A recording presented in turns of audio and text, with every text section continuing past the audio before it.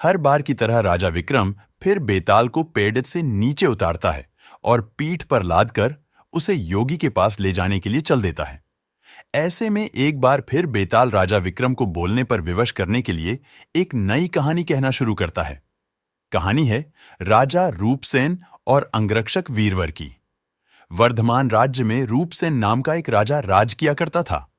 राजा बहुत ही साहसी, दयालु और न्यायप्रिय था। यही वजह थी कि केवल वर्धमान में ही नहीं बल्कि उसके राज्य से सटे सभी राज्यों में भी राजा रूपसेन के व्यक्तित्व की मिसाल दी जाती थी। एक दिन रूपसेन के दरबार में वीरवर नाम का एक व्यक्ति आया।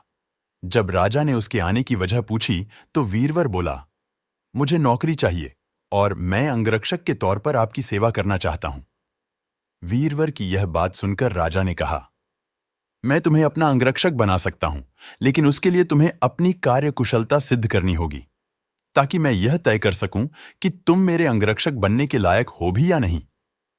राजा की यह बात सुन वीरवर फौरन तैयार हो गया। उसने अपने बाहुबल के साथ अपना शस्त्र कौशल भी दिखाया।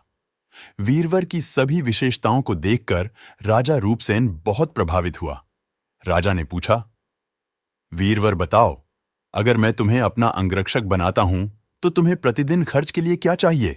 राजा के इस सवाल पर वीरवर बोला, महाराज, आप मुझे 1000 तोले सोना दे देना।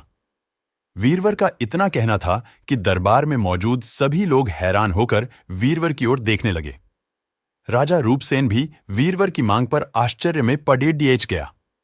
हो भी क्यों ना, वेतन के रूप में वीरवर ने इतनी बड़ी रकम जो मांग ली थी। राजा ने गंभीर होकर वीरवर से पूछा, तुम्हारे परिवार में कितने लोग हैं? वीरवर ने उत्तर दिया, कुल 4 महाराज, मैं, मेरी पत्नी, एक बेटा और एक बेटी। वीरवर का जवाब सुन राजा ने मन ही मन सोचा कि आखिर 4 लोगों के भरण पोषण के लिए इसे इतने धन की क्या आवश्यकता। फिर कुछ सोचकर उसने वीरवर को 1000 तोला सोना प्रतिदिन बतौर खर्च देने की बात मान ली। काम सिर्फ इतना था कि उसे हर रात राजा की सुरक्षा के लिए राजा के कक्ष के बाहर पहरा देना था। राजा यह जानना चाहता था कि वीरवर इतने धन का क्या करेगा। उसने वीरवर को 1000 तोला सोना देकर रात में नौकरी पर आने को कहा और गुप्त रूप से कुछ सैनिकों को उसके पीछे लगा दिया। वीरवर नौकरी और मनचाहा वेतन पाकर बहुत खुश हुआ। वीरवर सोना लेकर खुशी खुशी घर गया और आधा सोना ब्राह्मणों में बांट दिया। बाकी जो आधा बचा उसके 2 हिस्से किए। एक हिस्सा वैरागियों, सन्यासियों और मेहमानों को दिया। फिर बचे हुए सोने से अनाज मंगाया और बढ़िया पकवान बनवाए। तैयार पकवान को पहले गरीबों को खिलाया और फिर उसके बाद जो बचा उसे अपने परिवार के साथ मिल बांटकर खाया। वीरवर की निगरानी कर रहे सैनिकों ने यह सारा नजारा देख जाकर राजा को बताया। राजा को यह जान संतोष हुआ कि उसके द्वारा दिए धन को वीरवर अच्छे काम में लगा रहा है। अब राजा को यह देखना था कि वीरवर अपने काम में कितना खरा उतरता है। वीरवर जब महल पहुंच राजा के कक्ष के बाहर पहरा देने लगा तो राजा सोया नहीं। राजा पूरी रात चुपके से जांच करता रहा कि वीरवर अपना काम कितनी ईमानदारी से करता है। राजा ने पाया कि वीरवर बिना पलक झपकाए पूरी मुस्तैदी से कक्ष के बाहर पहरा दे रहा था। वीरवर की ऐसी कर्तव्यनिष्ठता देख राजा बहुत ही खुश हुआ। वीरवर प्रतिदिन इसी तरह सूरज ढलते ही महल पहुंच जाता और राजा की सुरक्षा में तैनात रहता। जब भी राजा को किसी भी चीज की जरूरत होती, वीरवर हमेशा हाजिर रहता। ऐसे ही देखते देखते कई माह गुजर गए। एक रात कुछ अजीब घटना घटी। राजा ने आधी रात किसी स्त्री की रोने बिलखने की आवाज सुनी। स्त्री की आवाज सुन राजा बहुत हैरान हुआ। राजा ने वीरवर को बुलाया और कहा, जाओ और पता लगाकर आओ कि इतनी रात को कौन रो रहा है, साथ ही उसके रोने की वजह भी मालूम करना। राजा का आदेश मिलते ही वीरवर वहां से फौरन उस स्त्री के रोने का कारण जानने के लिए निकल पड़ी डहाता है। थोड़ी दूर जाने के बाद वीरवर को एक स्त्री दिखाई दी। वह स्त्री सिर से पांव तक गहनों से लदी हुई थी। वह कभी नाचती, कभी कूदती और कभी सिर पीट पीट कर रोती। यह सब देख वीरवर उस स्त्री के पास गया। उसने स्त्री के ऐसा करने के पीछे का कारण पूछा। वीरवर के पूछने पर स्त्री बोली, मैं राजलक्ष्मी हूं।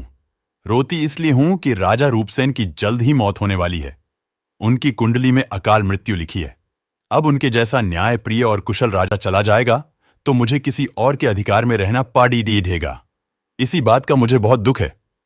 राजा की मौत की बात सुनकर वीरवर ने राजलक्ष्मी से पूछा, क्या इस मुसीबत को टालने का कोई उपाय नहीं है? इस पर राजलक्ष्मी बोली, उपाय तो है, लेकिन क्या तू कर पाएगा? वीरवर बोला, आप मुझे उपाय बताएं। मुझसे जो भी बन पड़ेगी हेगा मैं अवश्य करूंगा। वीरवर के हामी भरते ही राजलक्ष्मी बोली, पूर्व की दिशा में यहां से कुछ दूर एक देवी का मंदिर है। अगर उस मंदिर में तू देवी के चरणों में अपने बेटे की बलि दे देता है तो राजा पर आने वाला संकट टल जाएगा। उसके बाद राजा 100 साल तक बिना किसी तकलीफ के जीवित रहेगा और राज कर पाएगा। राजलक्ष्मी की यह बात सुन वीरवर घर की ओर चल देता है और घर पहुंचकर सब हाल अपनी पत्नी को बताता है।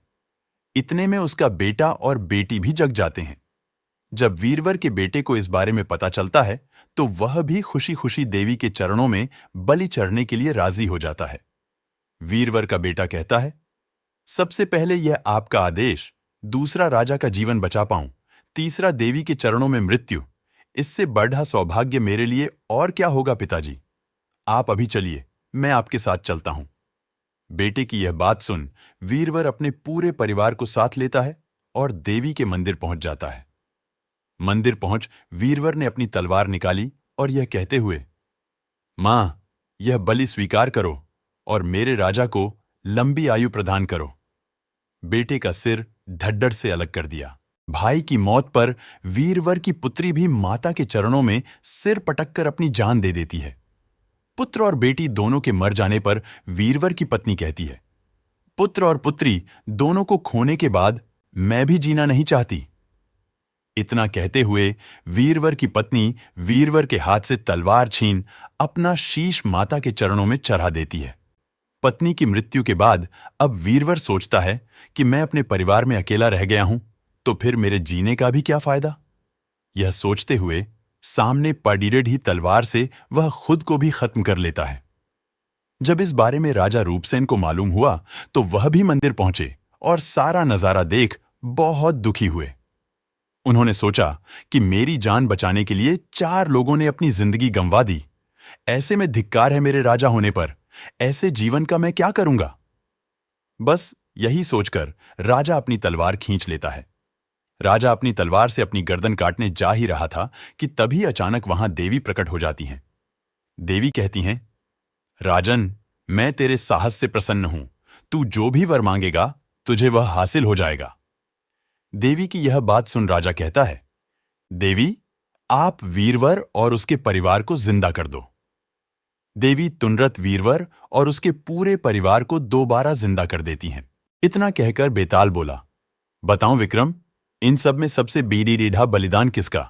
विक्रम बोला, बेताल, सबसे बाडढ़ा बलिदान राजा का हुआ। बेताल ने पूछा, वो क्यों? विक्रम बोला, सुनो, पिता की आज्ञा का पालन करना पुत्र का धर्म होता है। सेवक का अपने राजा के लिए अपने प्राण दे देना उसका कर्म। वहीं अगर राजा अपने सेवक के लिए अपनी जान देने को तैयार हो जाए तो वह बड़ी बात है। इसीलिए राजा का बलिदान ही सबसे बढ़ा हुआ। विक्रम से यह जवाब पाकर बेताल कहता है, बहुत खूब विक्रम, तूने सही जवाब दिया, लेकिन तू भूल गया, मैंने कहा था कि तू बोला तो मैं चला। इतना कहकर बेताल फिर वहीं पेड्डा पर जाकर उल्टा लटक जाता है। दोस्तों, यह कहानी सुनाने में मुझसे अगर कोई गलती हुई है तो मुझे क्षमा करना।